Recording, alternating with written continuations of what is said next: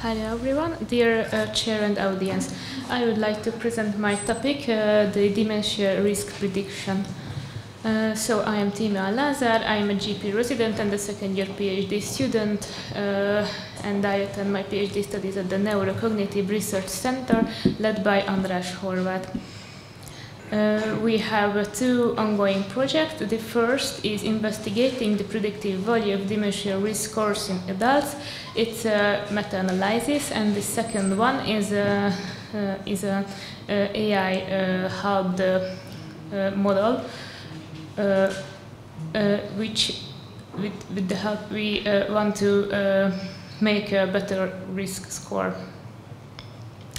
So the first topic, investigating the predictive value of dementia risk scores in adults. About the background, the latest prevalence according to the WHO statistics was 55 million worldwide for the dementia cases, and by 2050 it can be more than the twice of the recent number. Fortunately, about 1/3 of the dementia cases are preventable by timely treatment and intervention. We have great tools to do this work, the dementia risk scores. These are validated tools to predict dementia based on the present midlife factors, for example, hypertension, diabetes, and hyperlipidemia. These are quite beneficial tools because these are cheap, fast, and simple to perform, even at a GP meeting. Our clinical question was, do the dementia risk scores predict the future risk or probability of a mild cognitive impairment or dementia? We took the population, the adults free from dementia or MCI, and we examined dementia risk scores. We have found 10 pieces of risk scores. Finally, we had 3. As the outcome, we examined MCI or dementia, and finally, we had only sufficient data for dementia cases. The search key had 2 domains. The first domain contained the general part, the second, the full name and the abbreviation of the risk scores. We conducted the systematic search, and after this we had more than 9,000 research, and after the selection process we had more than 100 eligible full texts. Unfortunately, only we have AUCs as the results. We tried to analyze HRs, ORs, and RRs, but we had not enough data, and we could not make a relevant subgroup to do the analysis, and we cannot convert one to another. Firstly, let me introduce the CAIDE risk score and the CAIDE-APOE risk score. The difference of the two, it is the same risk score, but the one is adjusted for APOE. It's a genetic factor, and if you have this factor, you have a higher cardiovascular risk. It is a validated thing, and it is said that if you have this, you have greater risk for dementia as well. We do 2 analyses,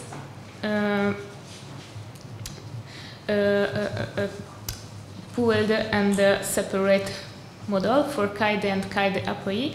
Firstly, the together pooled models, and we have 3 follow-up times: short, medium, and long. The short is 5 years old. 5 years old, yes. The medium is from 5 to 10, and the long follow-up is 10 to 20. And we had not data about 20-year-old follow-up. And the baseline age, it had the middle-aged. It was from 30 to 65 years old, and the older baseline age was older than 65 years. The AUC is a great measurement. It can predict the value of the measure at any point of estimate. It is from 0 to 1, the coin flip is 0.5, and it considered good from 0.8. So it is almost good. The long middle subgroup was superior to the others, and basically it was the main idea that it will be superior to others. So the next one, to separate the effect of ApoE, we separated the two scores, and we found that the AUC without ApoE is 0.75 and with is 0.76, and as you can see, the together was 0.75. So it is a bit better with ApoE, but minimally. Then we have any other risk score. As you can see, we can make only subgroups according to the follow-ups, short and medium. The medium follow-up is superior to the short, but in the short we have only 4 studies. And finally, you can see the Libra and the modified Libra scores. We could only pool the modified Libra score in medium follow-up, and it had the better performance, 0.7. As every research, it also has strengths and limitations. We examined a huge amount of data with long follow-up times, even in 20 years. And the limitations, we had really heterogeneous data and slightly adjusted factors, AUCs, HRs, ORs as well. We can easily implicate this tool to the practice. It is easy, fast, and cheap to use in the daily practice. Like I mentioned at a GP practice, we can easily identify high-risk populations and intervene, and we can understand epidemiological changes and make public health strategies if we want.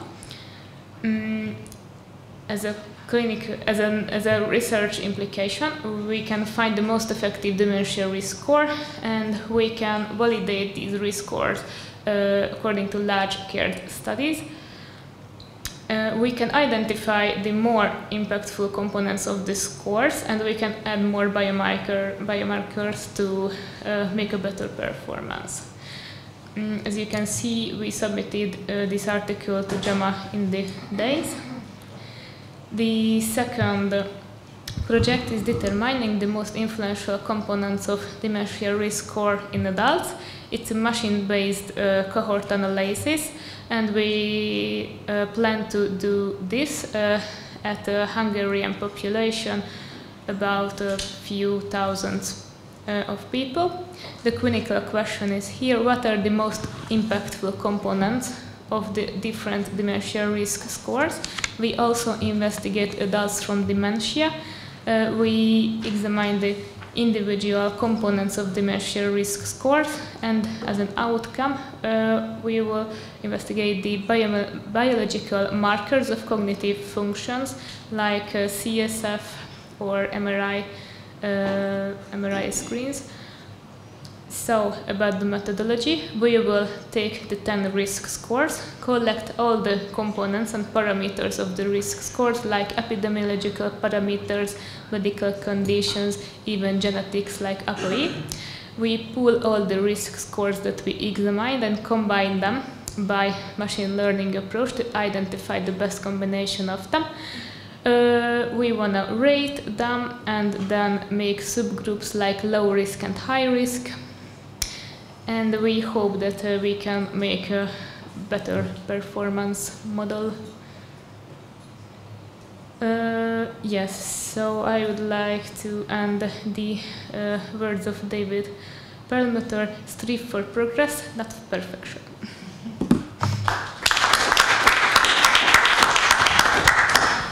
Congratulations. I would ask a question regarding to your first project.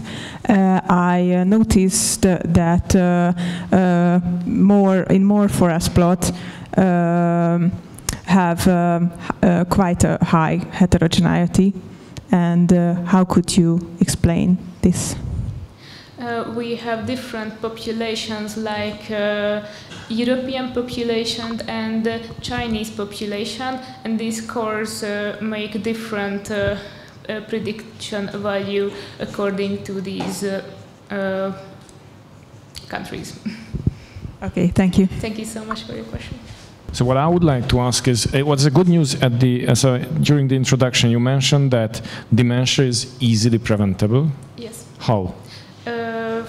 For example, medications. In the early phase, you can give medications that enhances the connections between the neurons, and there are dendrite. How you say it? I don't know. Dendrite. The connections, or not the connections, but the bumps on the dendrite, and the number of the bumps of the dendrite makes you happier and smarter. And if you enhance this number, you can prevent dementia. But it works only the early phase. And there are. What type of medicines are they? I don't even know the exact components. So you work as a clinician in this field, or? No, I am a GP resident, so not work in this field. But maybe use Sermion. It is one, but I don't know. It is started in the early or the later phase, for example. So if you started at the early phase of dementia, it's successful? Yes, it's successful, but I don't know the Good news. I was not aware. Okay. Yes, and another important thing that, for example, you correct your blood pressure at midlife, your diabetes in midlife, you live a great social life, or so on. You can prevent. These are easy factors to prevent dementia as well. So these are the components of this course. And, for example, high blood pressure adds for the risk. Thank you so much. Thank you. Okay, so the other questions from the committee. So congratulations. I was a little bit late, so maybe I just missed the point. But could you just elaborate a little bit more on whether the dietary points can affect to the prevention of dementia? So what kind of diet should we keep to prevent dementia? As the hyperlipidemia, like hypertriglyceridemia and hypercholesterolemia, are as well factors in this scale. If you make lower these levels, it can prevent dementia, and the diabetes as well a factor. So if you have a great carbohydrate, okay. And how could you include this point into kind of risk prediction score systems? These are the part of the score systems. Okay, but how? So how can you define this? So I mean, low. How could you just define exactly? How can you measure whether it's indeed a low lipid diet or not? What the patient You gets? mean, for example, the cutoff of the cholesterol level? Yes. Let's say. How can you be sure? How can you be sure about that? So in the publications, I guess, I mean. Yes, so the publications take the normal cutoff level of cholesterol and triglyceride, as you can see in the label. But according to the newest protocols, for example, for a high blood pressure or a diabetic patient, these are lower levels. For example, for hypertension, it is 3.6, or with diabetes is 2.4 about. But they took the normal laboratory levels, that 5.1, or I don't know, for example, in connection with the cholesterol level. Okay, thank you. Thank you so much. Thank you very much for the nice lecture. Which score system would you suggest for the GPs to use in the everyday practice? as the child was superior to others without ApoE, I can suggest this score now. How long does it take to... I think not more than 15 minutes. I know it's so long for a GP meeting, but maybe as they are waiting, they can feel it. And yes, it sounds easy to take it in practice, but in these Hungarian conditions, we can think about it a lot. So maybe it is affordable. You were talking about the Hungarian conditions. Do you have any kind of data regarding Hungary dementia frequency? What kind of relevant data do we have? Do we have any data at all? I'm thinking on it. I don't remember if we have representative data. I think we have only data from the institutes, but these are not representative. I can say the number is so high, and if I'm right, it corresponds to the worldwide statistics. So it's about that.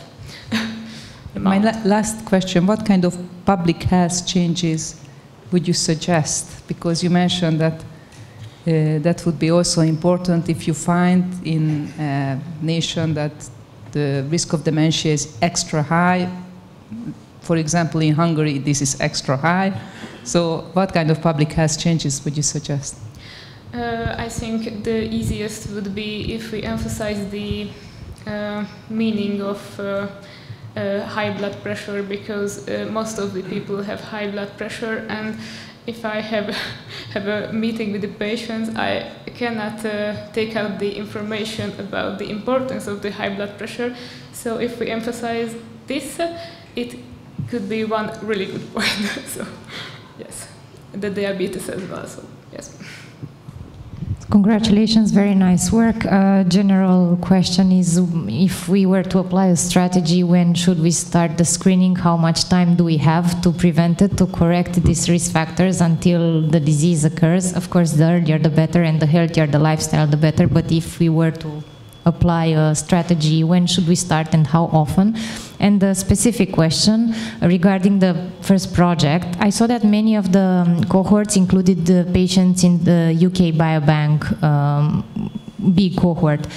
Could you exclude totally the risk of overlapping population in the analysis? Because some were published quite in the same time, so I was wondering what did you do there? Yes, I understand. Thank you for your question. So the first, as we examine the sample from about 20-40 years midlife, we should start definitely at this point. So this is one sure point. But if we have a child with high blood pressure, I think this child would have a much more higher risk for dementia or any other cardiovascular disease later. So if we specify for this, for example, at 40, but we can take into consideration other factors as well, and we should do this individualized medicine, as we can do. Yes. And the other one, yes, we think and discussed about this overlap problem a lot, but these are different follow-ups, like short, medium, and long, and the baseline age is middle and older, so these are not overlap. I think, yes. Yes, different articles. No. Yes, I understand the problem. Anyway, just a remark. Yeah, yes, that's a good point. We considered these are not overlap, but now I don't know why. I think the populations was different in some characteristics, but I don't remember in what characteristics. So that were different numbers in each row, I'm sure. So these are not overlaps, but I don't remember the exact problems. Thank you. Thank you for the presentation. Maybe I just missed it, but please reassure me that we are talking about the AUC of receiver operating characteristic curves. Yes. Okay. And an absolutely theoretical question, what would you do with a score system with an AUC of 0.1? What should I do with this score system? Yeah. I think if we have a score about